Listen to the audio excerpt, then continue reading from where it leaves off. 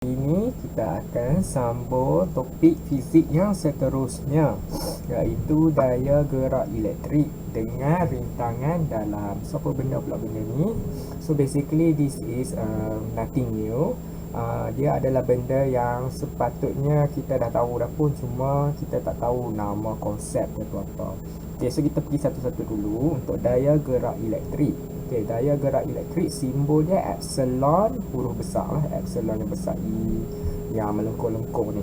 Okay, dulu kalau seribu lama kita buat simbol E biasa saja, tapi dia ni mengelirukan lah. E yang biasa ni saja ni mengelirukan sebab energi kan, tenaga pun E juga kan, E huruf besar ni. Maka kita tak mau mengelirukan, kita buatlah simbol epsilon. Okey, apa maksud daya gerak elektrik? Tenaga. Dia tenaga lah sebab tu E tu. Dia tenaga yang dibekalkan ataupun kerja yang dilakukan. Sebab tenaga dengan kerja berkaitan ya. Tenaga unit dia joule, kerja pun unit dia joule. Okey, tenaga definisi dia adalah keupayaan melakukan kerja. Maka banyak tenaga, banyak kerja dilakukan. Tu dia relate lah. Dia ada kaitan tenaga dengan kerja. So ada dua definisi kat sini, boleh guna tenaga ataupun boleh guna kerja. So yang dilakukan oleh satu sumber elektrik. Sumber elektrik ni ada macam-macam lah, terutamanya yang paling popular adalah bateri.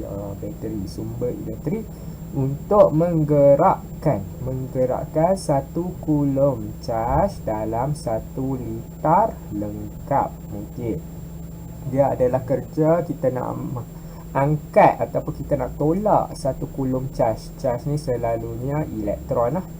Elektron dalam 1 liter yang lengkap, mengelilingi liter yang lengkap. So dia punya formula dia epsilon sama dengan E bahagi Q. E ni tenaga lah, energi tenaga, manakala Q adalah charge. So kalau kita tengok balik formula ni, dia seakan-akan macam formula beza keupayaan. Beza keupayaan sama dengan E bahagi Q ataupun W bahagi Q. Sebab E dengan work kan, energi dengan work, dan tenaga dengan kerja adalah berkaitan, unit yang sama. Maka dia interchangeable, boleh ditukar. So dia nampak sama lah, sama formula kan, sama formula. Cuma adalah perbezaan dia. Ada perbezaan. Kenapa kita panggil dia ni daya gerak elektrik, kenapa kita panggil yang ni beza keupayaan. Maka kalau dia menggunakan formula yang sama, unit pun mesti sama, iaitu volt. Voltan lah, unit yang sama, volt. Daya gerak elektrik pun volt, potential difference ataupun beza keupayaan pun volt. Okey, so kalau kat sini kita ada nama lah perkataan daya kan. Daya ni sepatutnya unit dia Newton lah kan, force Newton. Tetapi jangan mengelirukan ya, daya ni adalah yang digunakan untuk buat kerja. Maka kerja lah sepatutnya ayat dia, kerja gerak elektrik baru proper lah sepatutnya. Tapi kalau dah dari dulu lagi guna perkataan daya ataupun force, maka kita guna sajalah perkataan daya gerak elektrik. So dia boleh di-abbreviate, disingkatkan dengan huruf DGE. So kalau saya malas nak cakap, saya cakap je DGE, ataupun dalam bahasa Inggeris dia electromotive force. Electromotive force. Electromotive force, EMF. Singkatan lah DGE ataupun EMF, sebab nak sebut daya gerak elektrik ni panjang. Okey, kita tengok juga contoh sumber DGE kan, sumber elektrik tadi. Salah satunya bateri lah. Bateri pun ada macam-macam jenis bateri kan. So sumber yang pertama adalah accumulator acid plumber. Yang ni adalah elektrolit dia lah, elektrolit. So dalam kimia kita belajar juga kan, sel kimia atau voltage cell menghasilkan elektrik bertindak sebagai bateri. So ni adalah salah satu daripada sel kimia lah, accumulator acid plumber dalam kereta. Selalunya lah dalam kereta ataupun lori ataupun kenderaan lah yang menggunakan elektrik untuk menjalankan tenaga elektrik di dalam kenderaan. Okey, sel kering. Sel kering yang kita tahu nama lain dia adalah bateri lah. Okey, sel yang kita guna dalam bateri tu adalah sel akali. Yang ni adalah elektrolit dia lah. Elektrolit dia dalam bentuk akali.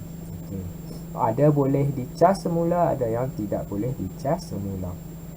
Dan untuk smartphone, electronics, smartphone, laptop, bateri yang digunakan adalah bateri ion lithium. Okay, bateri ion lithium digunakan untuk yang boleh kita cas semula. Boleh cas semula. Maka ion lithium tu adalah elektrolit dia lah. Dia boleh dicas semula. Dan yang paling lama, yang paling orang kata apa, kuno sekali adalah dynamo. Dynamo tidak menggunakan elektrolit, tapi dia menggunakan konsep elektromagnet. Okey, yang ni nanti kita akan belajar lah tentang dynamo ni. Okey, so kita tengok perbandingan. Okey, sebelum tu kita ada litar ni lah. Okey, kita ada litar, ada sel kering. Sel kering, lepas tu kita sambungkan dengan voltmeter. Maka bacaan voltmeter ni akan mengambil bacaan bateri. Okey, bila kita kata voltmeter baca bacaan bateri, kita panggil dia DGE. DGE, daya gerak elektrik ataupun EMF, elektromotive force. Okey, so dia akan membaca bacaan bateri kalau tak ada benda lain lah. Maka voltmeter yang disambung terus ke bateri, dia akan baca DGE. Sebab DGE bermaksud tenaga ataupun kerja yang dilakukan untuk menggerakkan 1 coulomb charge daripada bateri tu, 1 coulomb charge elektron lah, mengelilingi litar lengkap. Mengelilingi litar lengkap. Itu adalah DGE. So kalau voltmeter disambung terus kepada bateri daripada hujung bateri positif ke hujung bateri negatif, maka itu adalah satu litar yang lengkap, maka dia mengambil bacaan DGE. Okey, perbandingan DGE dengan beza keupayaan. Tadi saya dah cakap DGE pun unit dia volt, beza keupayaan pun unit dia volt. So apa beza dia? Okey, beza yang pertama simbol lah. DGE simbol dia epsilon. Beza keupayaan potential difference ni simbol dia V besar kan. Okey, yang beza yang kedua adalah dari segi litar. Okey, litar kalau kita tengok susunan dia sama, cuma yang berbeza dia adalah switch ni. Kalau DGE switch dia terbuka, maka litar tidak lengkap. Kita panggil litar terbuka lah. Terbuka. Dan ni litar tertutup. Bila litar terbuka, arus tidak mengalir. Arus tidak mengalir. Sebab litar tak lengkap lah.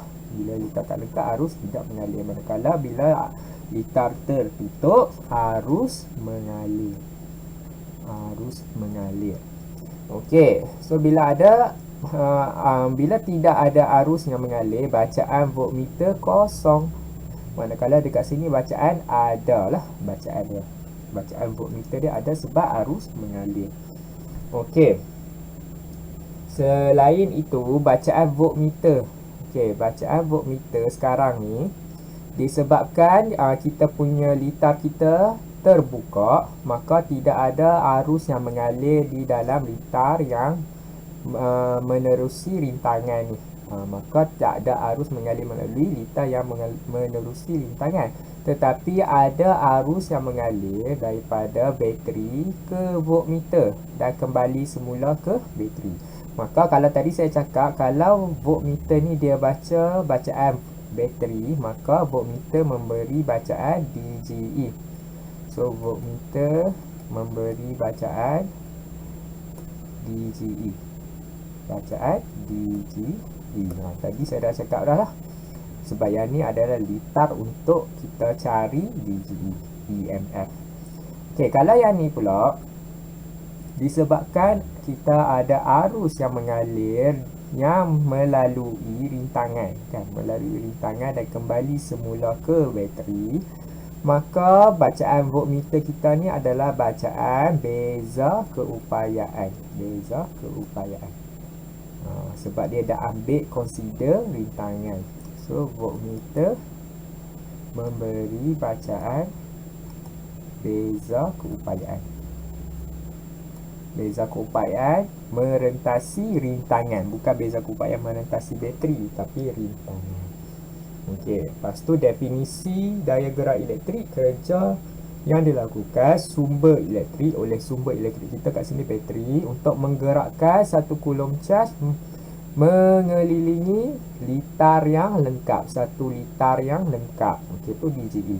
Kalau potential difference ni, beza keupayaan, dia ada definisi dia adalah kerja yang dilakukan untuk menggerakkan 1 coulomb charge, tetapi bukan untuk 1 litar yang lengkap, antara 2 titik. So 2 titik kita adalah sebelum rintangan dengan selepas rintangan. Antara ni berapa kerja yang dilakukan. Yang tu adalah beza keupayaan. Tetapi kalau daya gerak elektrik, memang elektron tu lalu 1 litar yang lengkap. Maksudnya titik asal dengan titik akhir adalah sama.